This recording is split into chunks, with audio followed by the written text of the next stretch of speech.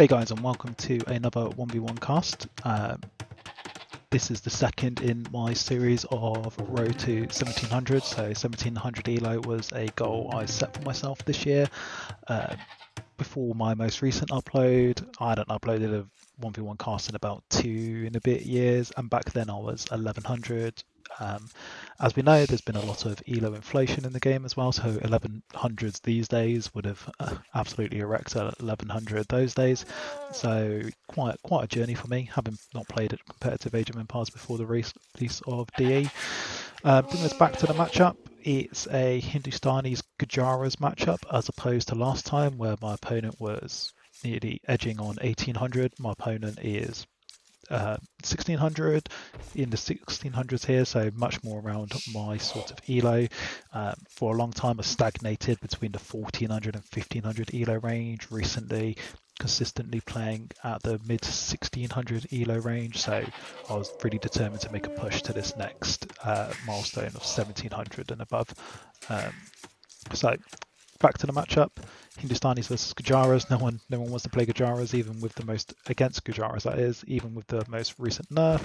But Hindustanis aren't a bad civ for that. I would prefer a more infantry orientated civ in this matchup to deal with Gujaras, but I was feeling I knew the pressure would be on this game to play well and play my best.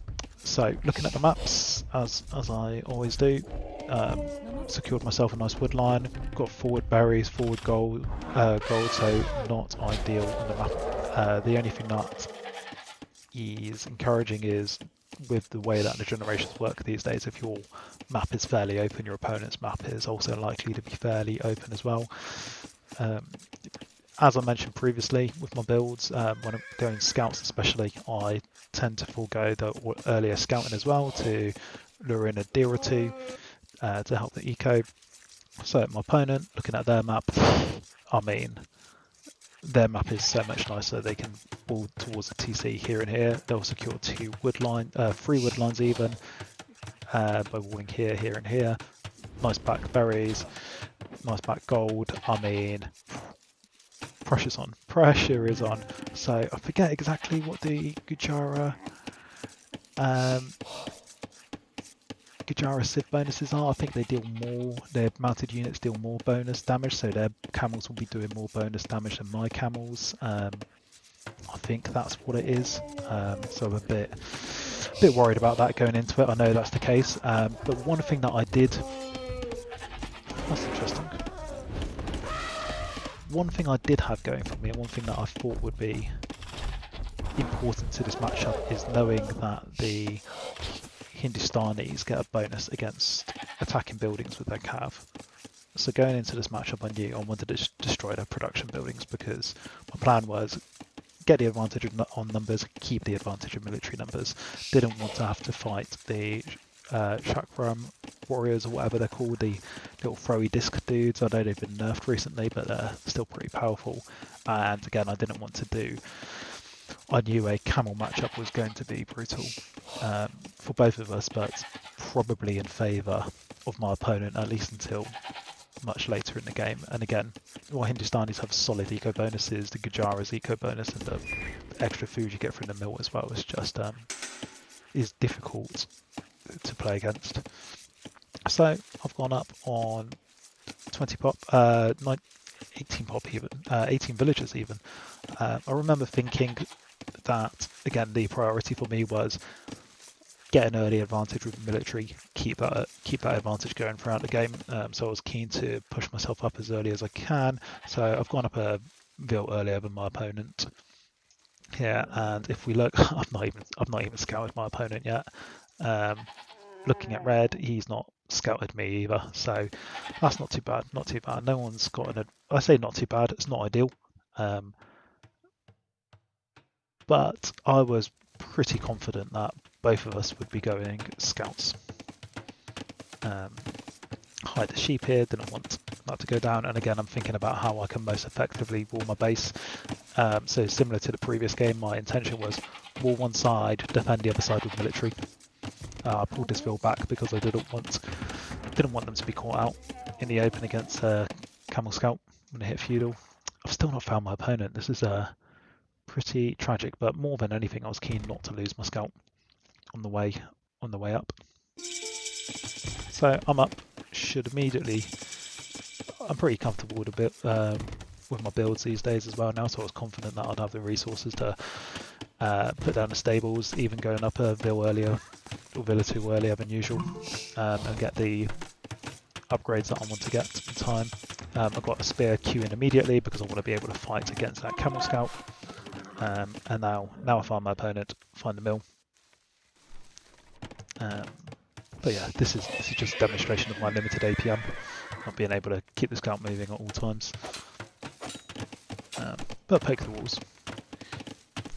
And Red's decided to go for small walls. And started plonking down some farms, got both upgrades, which is ahead of me. I've not got either upgrade yet. Just concentrating on getting those numbers out. Started to get double bit axe. And now horse collar. So it took me a little bit longer to get those upgrades in, but I've not placed any farms, so no harm done yet. And again, just building up those numbers. I want to have, going into this as well, I just wanted to have a spear advantage. I thought that would be, whoa, luckily we've both got some learning to do. I shouldn't have got away with that. But I have. Military numbers is 5 to 2, so obviously I didn't know that at the time. I thought and I hoped I was ahead. But really I should be, my scout should be here by now. My scout should be running around doing, attacking the house, attacking the mill ideally as well, causing some trouble there. Gajara players are very protective of their mills, understandably. And I'm walling towards my TC here. I'm not entirely sure. I've walled my gold out, which is obviously not ideal. Realistically, rather have walls coming to here, up and around, and bigger walls, but it's a lot to do. But one thing that I haven't scouted, and my opponent's gone really greedy and has just not gone for any scouts. It's just gone full spear defense.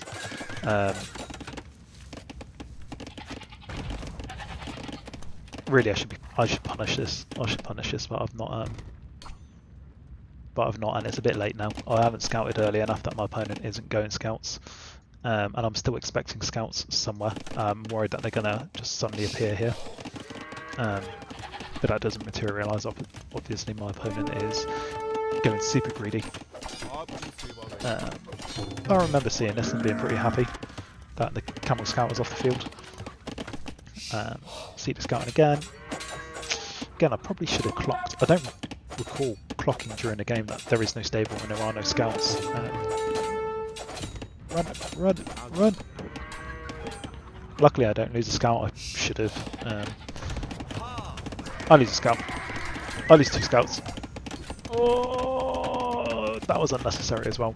But about time. If I'm being brutally honest, I deserved to lose those units earlier. So there we are. And again, what is just thrown away. I've invested so much into scouts and I've got no value from them at all. And my opponent is so close to going to castle age, and I'm just nowhere near. Also, if we look at the TC idle time, it's not a huge amount in it, but I am slightly behind. Run! Oh, thank goodness for that. But my opponent's going to be up before me. Not ideal. Not only are they going to be up before me, they're going to be up with wheelbarrow and stronger camels. It's not looking good. It's not looking good. And what are these walls? What are these walls? I'm not even full walled yet, but my opponent is still only on little walls. And yeah, similar to the previous game that should be up on YouTube by now. I'm just looking at, utilising my scouts to run around and be annoying now. Just want to get intel more than anything, not expecting to extract any value from them in terms of sniping bills or similar. Priority now is get the market down, get the walls down, get up to castle age. And the idea is still, I need more numbers on the field. I need more camels on the field than him. I need to take out his production buildings and mitigate and fight at my opponent's base. I don't want to be fighting at my base. So there we are. My opponent's playing this really well. Small walls where needed, secured the wood, secured the gold. Isn't how I would have secured their base, like I said before.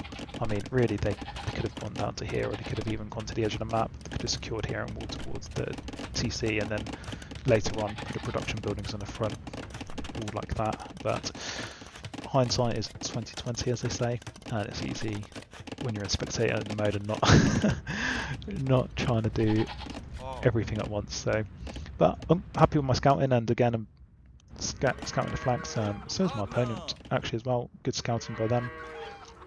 Seen what they need to see from me, but no intel on what's going on. And they were super greedy with this up.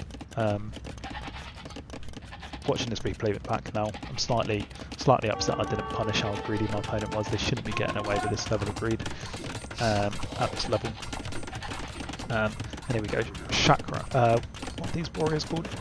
Shivamsha riders.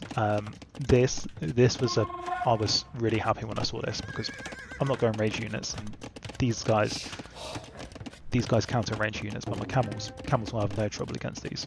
Happy with that. I know they're super mobile, but I'm more than comfortable fighting Shivamsha riders, and again that's a second stable going down. A little bit late on the second stable, but is what it is. I'm happy with the eco balance here, and as soon as I'm up, wheelbarrow. That's the point actually. I've noticed in more and more pro games that I've been watching that they've been skipping wheelbarrow until feudal, until castle even. So that's something that I've started doing, and I'm toying as to whether or not it's advantageous or not. It does mean that as we hit castle, I'm 2 villages ahead. That was my third stable going down. Not worried about this. I'm full walled. I see the Shivamsha riders. Got camels at home, and I'm not feeling as bad as I did before.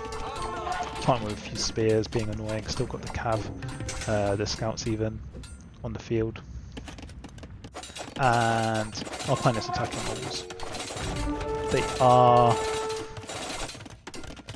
They do get in. That was a misplay by me. They should never have got in, but now they're in. I'm actually gonna. I should clear up this fight. This fight's easy win for me. I have a better composition, more HP. If we look at upgrades, 1-on-1, +1/+1, second +1 coming in for me now. But yeah, not feeling too bad now. My opponent's gone 2 TCs. I'm putting down my second TC now. While I want to have the military advantage, I'm not going all in. My plan is big eco, big army. Probably, lots of fights in Castle Age. This, not good for me. Not good for me. Time to back out. I probably could have gotten away with that fight, but don't need to. I wanted to wait until I was more confident that I would be able to defeat the army on the field, and then use my army to attack the production buildings. That was the plan. The spears poking away, trying to do some work. At this point, I've seen that my opponent's got 2 stables, and I can probably win this fight now. Trying to get the high ground, but actually decided today isn't the day. Not yet. Not sure what the thinking was there. It's a bit of a 50-50 actually, now that I look at it in hindsight. But happy with the eco. My opponent's pulled ahead in eco count though, but still, but hasn't stormed away yet. Should be getting a monk anytime now to start healing my units. Just wanted to take a bill. Eco KD is only 1-for-1. No way I can stop that TC, but time to skedaddle.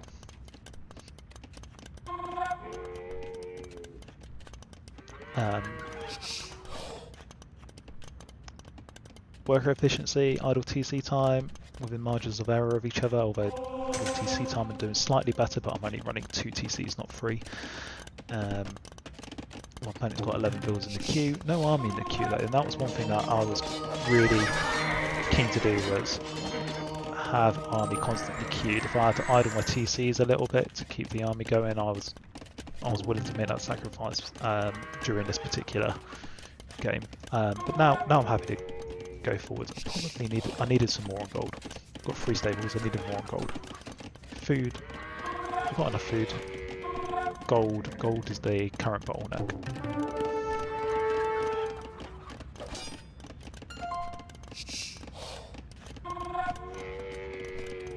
So, military count 27 to 20.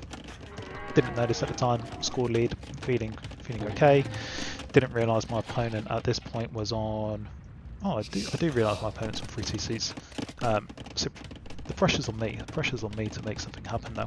My opponent can sit back, bigger eco, play it at home. And I'm not sure why I'm falling back here. So lessons for me to be learned here is, I can be fighting with this army. I expect I'm waiting for a few more reinforcements, maybe a monk, to help me with this fight. Might be waiting on some upgrades, but if I look, both is +1/+1. I've put a few more on food, and there we go. 3rd TC's going down. I remember thinking, what resource do I need to secure next? I've got 2 half-decent wood lines, not ideal. Wood would be a problem longer term, but I wanted to secure some more gold. I've been struggling for gold, and it's time that I start using this army really. It's frustrating to watch. But scouting similar relics, that spear somehow gets in. Not sure how that happens. Villagers will address that at some point. Yeah, water hole going in. Got another hole there, and I don't think I've clocked that. But red is now going forwards. I'm not sure why red is going forwards, because if I'm at home with the eco lead, if I've got the eco lead and I know I've got the eco lead, which he doesn't know to be fair,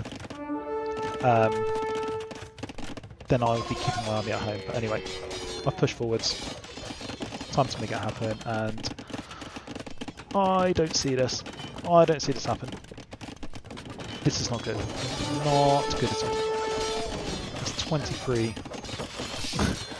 camels in my base. My army comes rushing home. I've deleted a house here to bring them in, and then, but I've got the army to clear it up. It's just it should never have got in. And then it comes down the hole that I kindly made for him. Not good. Not good. My opponent's selling loads of wood. Realistically, looking at the resources my opponent is floating here, they should be dominating this game. If they spent their wood more efficiently on farms and maybe a few more TCs and mining camps, would have been no problem. But let's have a look. Incoming fight favours me. It's only 1 monk making conversions at the moment, even with a 2nd monk. Have a look at the numbers and HP. Should still be a good fight for me. And I'll take that pretty convincingly. So I was really pleased about that, and I knew what I've been banging on about since the beginning of this game. I need to destroy some stables. I need to destroy the production buildings. Don't care. Don't mind about the odd conversion. I'm not. Too often, I think players retreat when they hear the conversion sound. You need to stick to your guns if you've got the numbers, and start doing what you need to do. And here, see another stable. That doesn't fill me with joy, because I feel like I'm under pressure to make something happen. I've been raided at home, no damage done to my opponent. I've lost 20 bills to their 7. I want to start taking out their production buildings. I just want military. Got some bills, camels in the queue, but not enough. Get the conversion. I don't get the conversion. Time. And here it's a little bit dicey.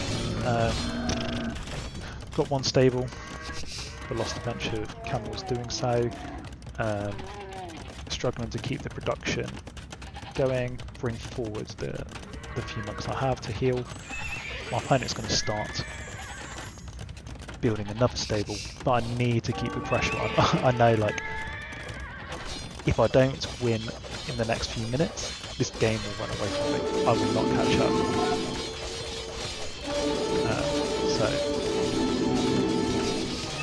I've kept the military production going. I've got some conversions. I'm just going to get conversions with all those monks. Oh no, just the one. But I'm happy with that. I'm going to start destroying those buildings. And now I'm starting to snowball with the numbers here. And not only that, I've got +2/+2. My opponent's +2/+2, but it means I can start eating up some of the TC fire. This I think was a mistake. I clock it, I see it, I'm really happy to see this, and I'm just like, alright, stables can wait for a moment. Time to kill these bills. Stop that castle from going up.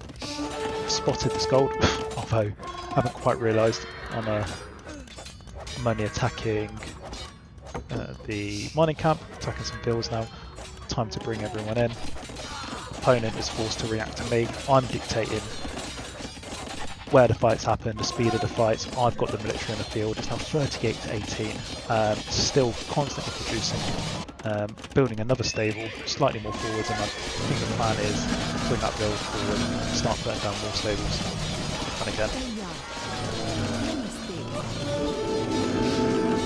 this favours me. I don't mind taking these trades because I need to keep the pressure on, and now the eco-KD is reversed. 22 builds killed to 20. Yeah, and I'm just using the monks however I can here. That's the sound of the GG coming in. Opponent realises it's lost, and yeah, I was super happy with this game. I felt like I was playing really well. I wasn't playing perfectly, but I knew what needed to be done to give myself the best chance of winning the match in the beginning, turning it around when things didn't go my way, and really playing my civ and my map to its best advantages. Similar number of overall units created, but really what matters most is not how many are made in total, but how many you have on the field at a given time. So if we go to the statistics and just to look at the map, in the end, secured this gold, this wood line secure, this wood line's secure. Eventually I'm going to wall up here, plan is lumber camp here, mine up. And yeah, this is it. There's only 6 military on the field for my opponent, and 26 for me. I'm 20 vills ahead as well now, so pretty happy for this. He's denied off both their extra golds, the stone. Even, they've not even got enough stone to put at home now because they had to delete the foundation earlier. Yeah, it was GG. That's not what we want. Onto the statistics. Military, 1.56 KD. Pretty good. I just destroy some buildings again. I didn't destroy as many production buildings as I was aiming to, but pretty happy with that. Army height, only of 39, but it's about having your army together in the right place when you need it to. Relic gold, I captured a couple of relics. Again, that's something I spoke about earlier. Like that 500 gold. That 500 gold makes a difference. Yeah, that's the difference between me being ahead on gold and me not being ahead on gold. Ultimately, feudal time, pleased with that. Castle time, oof, I should have punished my opponent for being so greedy. Nothing there on society. APM again, similar eco APM to last time. My opponent again. Interesting that the two opponents I've come against recently have had such higher game effective eco APMs, but I felt like I've been managing my eco well. So something to bear in mind in the future, I suppose. Maybe I'm working smarter, not faster. Not sure. Um, Something to think about. So I think I've been pretty happy with how my eco has been balanced on the whole last few games. But military APM again higher, but I don't think I was doing anything particularly special this game especially compared to my opponent. And in fact, I mismicroed a few things, especially in feudal where I just threw away scouts for no reason. But yeah, guys, this was I was really pleased with this game. I don't know if it don't know what I did there. Um, don't know how to show you, but what the elo added was, but I think it was 16 or 17 points here. So that took me to, I believe it was 1684. So I was one win away from 1700. This was my new highest elo ever. So at this point, I was, you know, pumped, but also apprehensive because given that this is the highest I've ever been,